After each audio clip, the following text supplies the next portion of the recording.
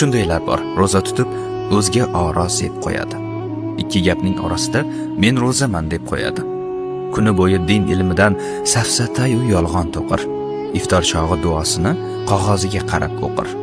Duodan so'ng chala-chulpa amru ma'ruf so'zlab qolar. Qorin to'ygach shosha-pisha tamakisini izlab qolar.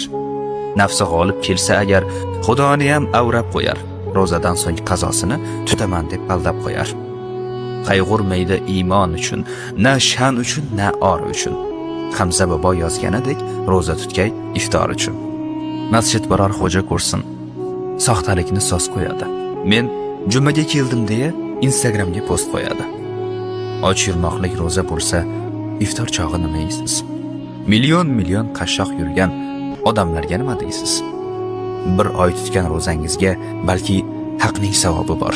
Lek birodar, ortda qolgan